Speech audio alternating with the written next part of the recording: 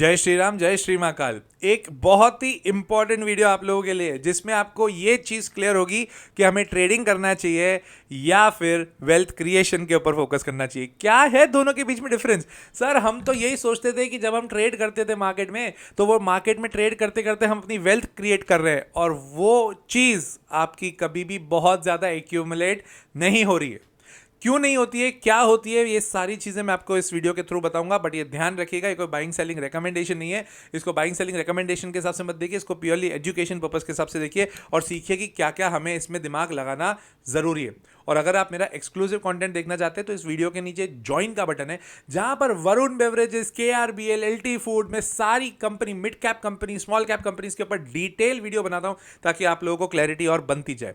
Right तो चलिए चालू करते हैं ये वाला वीडियो। और इसमें बहुत सारे कैलकुलेशन होंगे, अगर पॉसिबल है तो एक पेन और कॉपी लेके बैठिएगा, आपको बहुत कुछ सीखने को मिलेगा इस वीडियो में। सबसे पहली चीज, रूल ऑफ कंपाउंडिंग। आप लोगों ने एक रूल जरूर सुना होगा, मैंने कुछ जगह रील्स भी बनाई थी 15-15-15 की। Now what is rule of 15-15-15? 15,000 रुपए अगर आप 15 महीने के लिए, 15 साल के लिए हर महीने डालते हैं, उस पर आपको रेट ऑफ इंटरेस्ट 15% मिलता है, तो आपका 1 करोड़ रुपए इकट्ठा होता है 15 साल बाद। वापस रिपीट करता हूं, 15,000 रुपीज पर मंथ आप डालो 15 साल के लिए। अगर आपको 15% का रिटर्न आपके म्यूचुअल फंड या किसी भी SIP में मिलता है, तो आपका 1 करोड़ रुपए इकट्ठा होता है। इसको बोलते हैं पावर ऑफ कंपाउंडिंग। कंपाउंडिंग का मतलब ये होता है कि जो मैंने इन्वेस्ट किया उसके ऊपर जो प्रॉफिट कमाया, उसके ऊपर फिर मैं प्रॉफिट कमाऊंगा, उसके ऊपर फिर प्रॉफिट कमाऊंगा।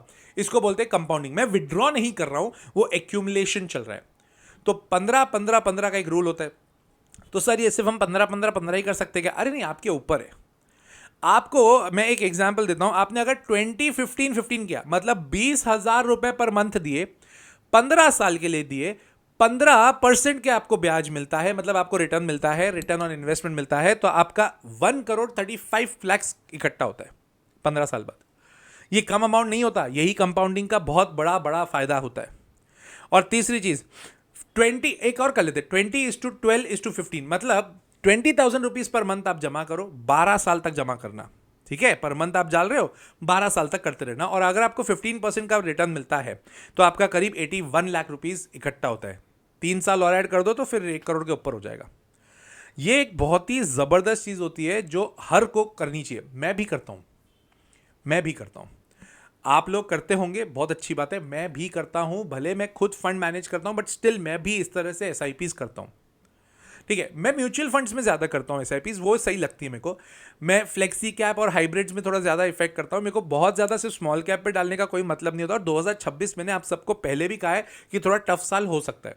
तो जब हमें दिख रहा है कि टफनेस है, तो हम उसमें ज्यादा रिस्क क्यों लें? तो हम थोड़ा अपना फंड को बैलेंस करते हुए चलते हैं। Right, and always make a target. Wealth create करनी है ना, आपको टारगेट बनाना पड़ेगा।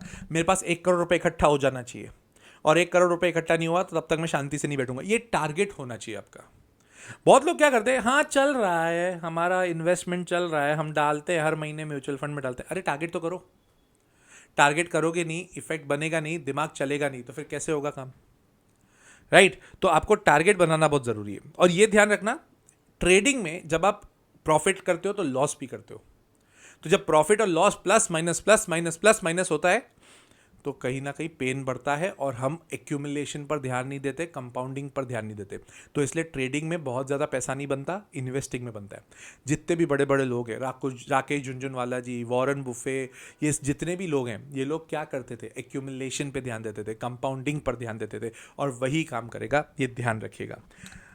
एक लोगों का है ना, बहुत इंपॉर्टेंट क्वेश्चन होता है, सर मार्केट गिर रहा है, मैं अभी SIP करूं, फिर यार पता है और मार्केट गिर जाता है, फिर मेरी ना म्यूचुअल फंड की वैल्यू गिर जाती है, म्यूचुअल फंड की वैल्यू कम होती है, उस समय हमें बहुत दर्द होता है। अरे वो दर्द करने का टाइम नहीं है, वो और ऐड करने का टाइम है। गिरते हुए मार्केट में ही खरीदना है, यही तो मजेदार बात है। SIP को रोकने का ही नहीं। गोल्ड और सिल्वर पे इतनी तेजी आई, मैं हर बार आपको एक ही चीज बोलता, लमसम मत डालो, मत डालो, मत डालो, SIP करते जाओ। जिन लोगों ने SIP करी वो आज भी प्रॉफिट में है। SIP छोड़नी नहीं है। इनफैक्ट गिरते हुए मार्केट में SIP तो छोड़ने का ही नहीं, वो एक बहुत ही इंपॉर्टेंट टूल होता है। इनफैक्ट उस समय बढ़ा देने का। आप अगर 15,000 रुपए महीना कर रहे थे, मार्केट गिर रहा है, गिर रहा है, गिर रहा है, बहुत गिर रहा है, गिर रहा है, गिर रहा है, इन दैट सिचुएशन 15 को 20 कर दो। सर पैसे नहीं, अरे 17 कर दो यार। बट उसको बढ़ाओ, उसको घटाना नहीं है। हाँ, घटाना का एकदम मार्केट एकदम टॉप पे चल गया, सर अभी हम थोड़ा रोक रहे हैं, हम थोड़ा फिक्स्ड में डालने की कोशिश कर रहे हैं, चलेगा, वो मैनेज करो। No one takes a wrong decision for themselves, कोई भी गलत डिसीजन नहीं लेता। बट प्रॉब्लम ये है, लोग ये नहीं समझते हैं कि कितना रिस्क इन्वॉल्व था। आप रिस्क नहीं समझते हो, इन्वेस्टमेंट तो डाल देते हो, डालने की कोशिश भी करते हो, बट रिस्क नहीं समझते हो। अब रिस्क नहीं समझते हो, कभी रिस्क हिट हो गई तो हालत टाइट हो जाती है। तो प्लीज इसको प्लीज ध्यान से समझिएगा। एक बहुत इंपॉर्टेंट रूल बताता हूं आपको, बहुत इंपॉर्टेंट रूल, जो अभी वॉर के टाइम पे भी चला, और आप लोग मेरे को इतने टाइम से फॉलो कर रहे हो तो आप लोगों को पता था। साप्ताहिक मार्केट अपडेट में मैं बार बार कह रहा था कि 100 रुपए का 30 रुपए डाल दो, 100 रुपए का 20 रुपए डाल दो, 100 रुपए का 50 रुपए डाल दो। मैं बार बार कह रहा था ये क्यों, उसके पीछे एक रूल है, always buy the fears and always sell the excitement. इसका मतलब जब मार्केट बहुत तेजी से गिर रहा है, ले लो। इंसान हो या मार्केट हो, आखिर में ऊपर जाएगा, ये आपने बहुत जगह सुना होगा, जाएगा ऊपर, बट थोड़ा थोड़ा थोड़ा थोड़ा डालो। जब एक्साइटमेंट होता है, लोग बोलते थे सर 26,300 पे निफ्टी आ गई, अब तो 28,000 जाएगी। ये सब पागलपन चलता है मार्केट में। जब कोई चीज बढ़ती है ना तो लोग इतना ही बढ़ जाएगी कि भाई हमारा तो छप्पर फाड़ के हो जाएगा, और वहां से गिर जाना चालू हो जाता है। सेल दी एक्साइटमेंट। एक्साइटमेंट के टाइम पे आप अपना प्रॉफिट बुक कर दोगे तो कोई दिक्कत की बात नहीं है, कोई प्रॉब्लम की बात भी नहीं है, बराबर। तो इसको प्लीज ध्यान रखिएगा, ये बहुत इंपॉर्टेंट था। इसके अलावा एक और चीज आपको करनी है, वो है रिस्क मैनेजमेंट। अब what is risk management? Don't put all the eggs in the single basket. अगर एक भी अंडा फूटा तो सारे फूटने चालू होंगे, राइट? आपको है ना सेक्टर्स अपने क्लियर करने पड़ेंगे, कंपनीज उसमें क्लियर करनी पड़ेंगी। आपको एफएमसीजी में डालना है, डालो। आपको डिफेंस में डालना है, डालो। आपको रिन्यूएबल एनर्जी में डालना है, डालो। आपको सेमीकंडक्टर्स में डालना है, डालो। आईटी में डालना है। अब रिस्क है ना उसमें, एंथ्रोपिक एआई आ गया है और वर्ल्ड में हर जगह क्राइसिस चल रहा है, तो इसको रिस्क आएगा ना, फिर क्यों डालना है उसमें पैसा? बैंक्स में डालो। अरे बैंक्स अगर सपोज और टूटी तो और हालत खराब होगी ना। एचडीएफसी बैंक की बात नहीं कर रहा, वो अलग ही सिचुएशन पे चल रहा है, बट रिस्क को आपको मैनेज करना आना चाहिए। बहुत लोग करते हैं, सर हमारा होता है 4 लाख रुपए का पोर्टफोलियो है, हमने आपको पता है कितनी कंपनियां ले रखी है? 50 कंपनीज ले रखी है। ये हो सकता है आपके साथ भी हो, बहुत सारी कंपनीज ले ली। सर हमने एक एक दो दो ही लिए ताकि बस पड़ी रहे, अगर हमको कभी आगे ना पीछे पैसे डालने होंगे तो हम उसमें डालेंगे। हो सकता है आपने किया हो, कोई बहुत बड़ी बात नहीं है, मत करो। 12 से 15 कंपनियों के ऊपर फोकस करो, उससे ज्यादा फोकस करने नहीं, ताकि रिटर्न भी तो दिखे, आपको मजा भी तो आए इन्वेस्ट करने में। यही चीजें मैं सिखाता हूं द लॉजिकल इन्वेस्टर में, जहां पर मैं एकदम डिटेल में एनालिसिस करके बताता हूं कि हमें किस तरह से अपना पोर्टफोलियो बनाना है। लाइव क्लास होती है, मैं हर एक से बात करता हूं, हर एक के पोर्टफोलियो के ऊपर हम डिस्कशन करते हैं। इसीलिए करते हैं क्योंकि मेरे को पता है बहुत दिक्कत आती है ऐसी सिचुएशन में। हर कोई ट्रेडिंग का सोचता है, वेल्थ क्रिएशन नहीं सोचता है, और उसमें मैं वेल्थ क्रिएशन के ऊपर ही ज्यादा बात करता हूं, उसी में ही मजा आता है, राइट? इसके अलावा आपका फोकस लॉन्ग टर्म होना चाहिए। अब मैं लॉन्ग टर्म फोकस कैसे करूं सर? लॉन्ग टर्म का मतलब क्या हुआ? हमारे हिसाब से तो 1 साल से ज्यादा ऊपर लॉन्ग टर्म हो गया। अरे नहीं नहीं नहीं, मिनिमम 4 से 5 साल। आप कोई भी चीज खरीदो तो 4 से 5 साल अपने पास रखो तो सही, तो ही मजा आएगा ना। अगर आपने 5 साल होल्ड ही नहीं किया, क्या मतलब? चलो एक एग्जांपल लेते हैं, टीसीएस। अगर किसी ने 10,000 रुपए 2012 में डाले होते, मैं 1990s की बात ही नहीं कर रहा, मैं 2012 की बात कर रहा हूं, यहां से 12-13 साल हुए। अगर किसी ने 10,000 रुपए टीसीएस में डाले तो आज की तारीख में वो 1 लाख रुपए के करीब करीब है, 80,000 से 90,000, मतलब 8 से 9 गुना हुआ। उसके अलावा रिलायंस में डाले होते तो 1 लाख के 10 लाख हो चुके।